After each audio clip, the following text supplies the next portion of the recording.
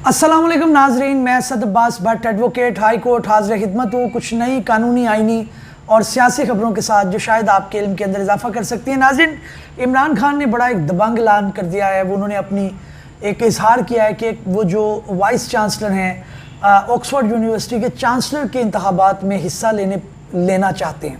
इसके लिए ज़ाहिर है उन्होंने अपना जब इजहार ख्याल किया तो उसके अंदर मिला जुला रद्द-ए-अमल आया। एक तो ये है कि कुछ लोग ज़ाहिर है जो पीटीआई को अपोज करते हैं या इमरान खान साहब के किसी पॉइंट ऑफ व्यू से डिसएग्री करते हैं, तो उन्होंने ये कहा कि जनाब ये तो सज़ा याफ्ता हैं, सज़ा याफ्ता शख्स जो है वो कैसे एक इलेक्शन लड़ सकता है। कुछ ने ये भी कहा कि इन्होंने तालिबान की सपोर्ट की थी और कुछ ने ये भी कहा कि जनाब ये अपनी अपोजिशन जो है उसको सप्रेस करने के लिए बड़े रिनाउंड हैं कि इन्होंने अपोजिशन को बड़ा टफ टाइम दिया और अपने जो खरीफ थे उनको पकड़ के जेलों में डाला, सारा कुछ किया। लेकिन कुछ भी हो, एक चीज़ हमें माननी पड़ती है कि जनाब ये दलेरी का मुजाहिरा है। और इमरान खान क्योंकि वहाँ से पढ़े हैं, कोई तकरीबन 2-2.5 लाख के करीब जो है वो स्टूडेंट वोटिंग करते हैं और 10 साल के लिए जो है वाइस चांसलर मुकर्रर होता है।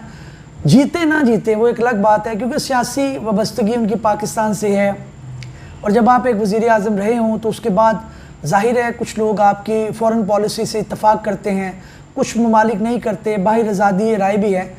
लेकिन बड़ी एक अच्छी बात है कि पाकिस्तान से जो है वो इस कैलिबर का बंदा जो है उसने इंटेंशन शो किया है कि वो इलेक्शन लड़ना चाह रहे हैं। इसके ऊपर अज़मा बुखारी साहबा ने अपना तबसरा देते हुए कहा कि जनाब आप कोई जेल के अंदर कैदियों का इलेक्शन लड़ें, आप ऑक्सफोर्ड के वाइस चांसलर का इलेक्शन क्यों लड़ रहे हैं।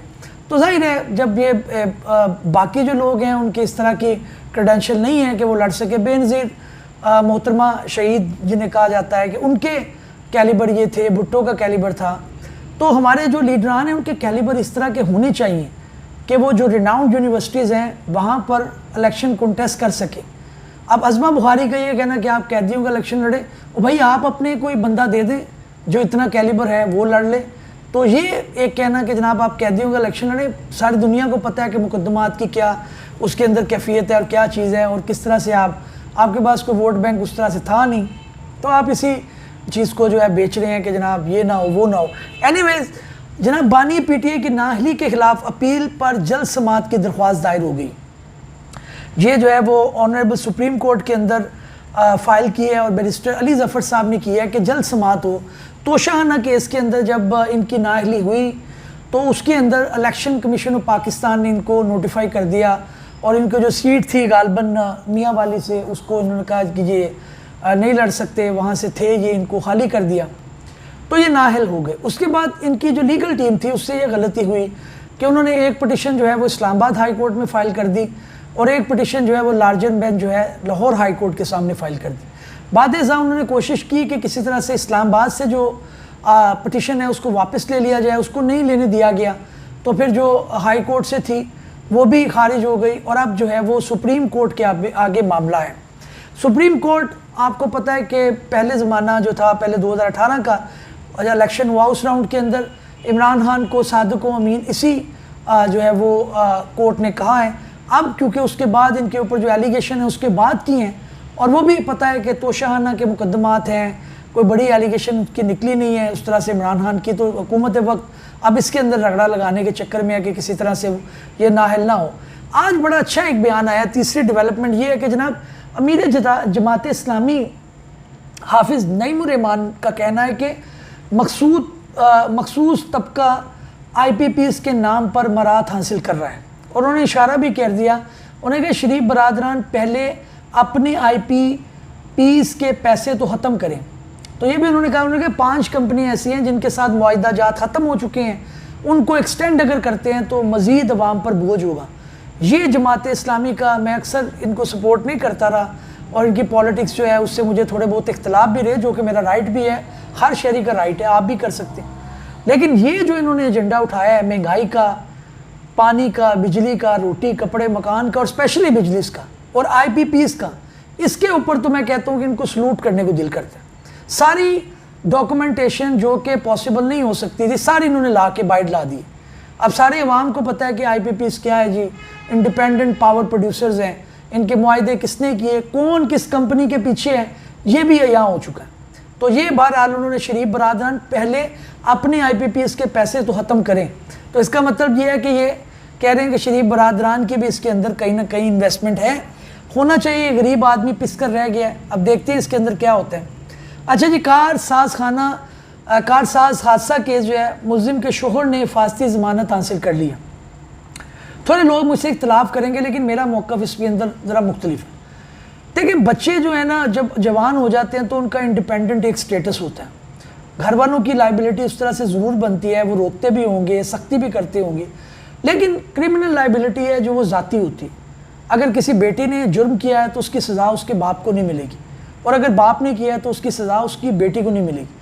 تو انہوں نے ظاہر ہے قانون نے اپنا راستہ لینا ہے. وہ اس عورت نے جس کے ابھی یورین کے اندر آئس کے کچھ آئے ہیں ٹیسٹ کے اندر, وہ بالکل سزا ہو, میں اس چیز سے ایگری کرتا ہوں. لیکن فادر مدر, بیٹا بہن بھائی, ان کو جو ہے وہ ایک سوشل میڈیا کا ٹرائل تو چل ہی رہا ہوتا ہے, لیکن پھر قانونی طور پر بھی ان کو ملوث کر دینا کہ وہ بھی اس میں تھے, تو یہ بڑی عجیب سی بات ہے, یہ نہیں ہونی چاہیے.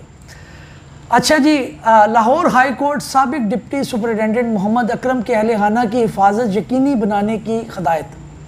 جناب ان کے اوپر جو کرا وقت آ چکا ہے, محمد اکرم صاحب تھے, ان کی جو فیملی ہے ان کو آئے دن جو ہے وہ سامنا کرنا پڑ رہا ہے.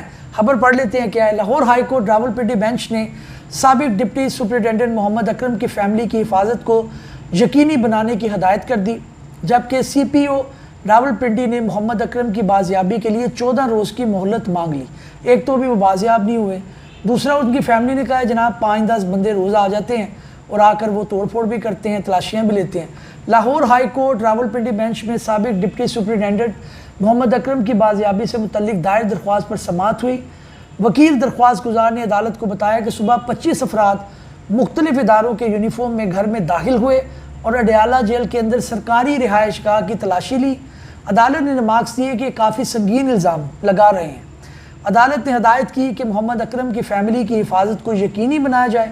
عدالت نے ریمارکس دیے کہ ہر کسی کو اپنا کردار ادا کرنا ہوگا. مسنگ ایشو کافی الارمنگ ہو چکا ہے. پتہ چلتا ہے کہ بندہ یہاں مسنگ ہے لیکن افغانستان بیٹھا ہوا ہے. CPO راولپنڈی نے محمد اکرم کی بازیابی کے لیے 14 روز کی مہلت مانگ لی. عدالت نے کیس کی سماعت 10 سپٹمبر تک ملتوی کر دی. یہ جناب ادھر حالات چل رہے ہیں اور یہ ادھر معاملات ہیں. اڈیالہ جیل کے اندر نیا عملہ آ چکا ہے. اس کے اندر بھی جو ان کے جیلر ہیں, ایک تو سپرنٹینڈنٹ ہوتے ہیں, اس کے علاوہ جو IG جیل خانہ جاتے ہیں, ان کو بھی اندر کی خبر یہ ہے کہ پابندیاں لگی ہوئی ہیں. وہ روز آئے دن رات کو جو ہے وہ ٹیسٹ کر رہے ہوتے ہیں, بریفنگ لے رہے ہوتے ہیں, خود وزٹ کرتے ہیں اور اڈیالہ جیل کا خاص طور پر کرتے ہیں. ظاہر ہے ان کے اوپر بھی یہ پریشر آ چکا ہے کہ جناب آپ نے کیسا عملہ رکھا ہوا ہے. ٹھیک ہے عمران خان کی فالوئنگ ہونا جو بھی ہو, لیکن جو ادارے ہیں, جو لوگ ہیں, ان کو نہیں سپورٹ کرنا چاہیے. انہیں قانون کے تابع رہنا چاہیے. ہمیں کچھ بھی ہو, ہم عدالت کی ججمنٹ سے اتفاق نہیں کرتے, ہم کرٹیسائز بھی کرتے ہیں لیکن ہم مانتے ضرور ہیں, تاکہ ملک کے اندر لا قانونیت نہ ہو. دائرے کے اندر رہ کر آپ اپنا احتجاج کریں, کرٹیسائز کریں, لیکن جو آفیشیل ڈیوٹی ہے اس کے اوپر لوگوں کو پابند رہنا چاہیے. کسی پولیٹیکل پارٹی کا ساتھ نہیں دینا چاہیے, اور جو قانون فیصلہ کرے کورٹ کے چھوڑ دے, کورٹ کے پکڑ لو پکڑ لیں. امید ہے ناظرین کاوش پسند آئی ہوگی. اگلے ویلاگ میں ملتے ہیں. اللہ حافظ.